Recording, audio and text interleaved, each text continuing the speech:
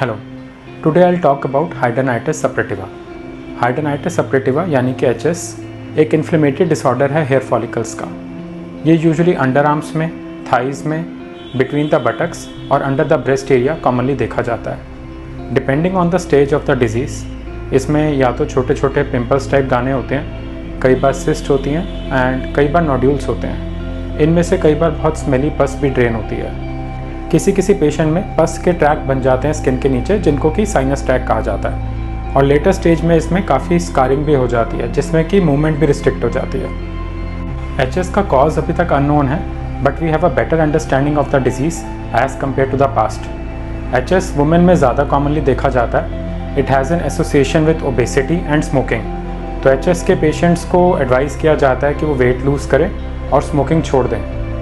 ये कई बार और भी स्किन प्रॉब्लम्स के साथ एसोसिएटेड होता है, जैसे कि एक्ने कॉन्ग्लोबाटा, जो कि एक सीवियर फॉर्म ऑफ एक्ने है, जिसमें चेस्ट, बैक और बॉडी एरियाज़ पे ब्लैक हेड्स के साथ साथ मोटी गांठों वाले पिंपल होते हैं। कई बार ये एसोसिएटेड होता है पाइलोनोइडल सिस्ट से, जिसमें सिस्ट बनती है between the buttock reason.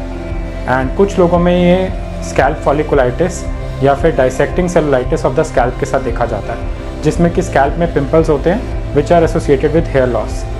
HS के पेशेंट्स में इन्फ्लेमेटरी बाउल डिजीज़ भी देखा जाता है। एचएस एक पेशेंट की नॉर्मल लाइफ को बहुत ज़्यादा इफेक्ट करता है एंड एचएस के पेशेंट्स में डिप्रेशन की टेंडेंसी भी as compare to normal population ज़्यादा देखी जाती है। एचएस को डायग्नोज करने के लिए कोई लेबॉर्ट्री इन्वेस्टिगेशंस की ज़रूरत नहीं होती। डर्मेटोलॉजिस्ट एग्जामिन करके एचएस का डायग्नोज करते हैं कि ये जो स्किन फाइंडिंग्स है किस लोकेशन में प्रेजेंट है, कितने टाइम से प्रेजेंट है और किस तरह की स्किन फाइंडिंग्स हैं, नोड्यूल्स हैं, सिस्ट हैं, पिंपल टाइप लीजन्स हैं या स्कारिंग है।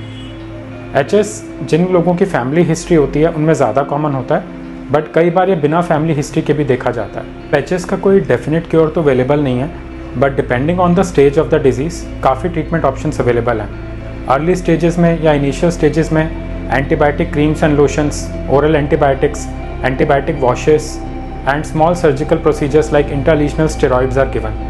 In later stages, larger surgical procedures involving removing of the subcutaneous tissue, जिसमें कि हेयर फॉलिकल बियरिंग ग्लैंड्स को रिमूव कर दिया जाता है, they are available. Later stages में biologics are also combined with these treatment options. सारे पेशेंट्स को एनकरेज किया जाता है to quit smoking, lose weight, wear loose fitting clothing and adopt a healthy lifestyle.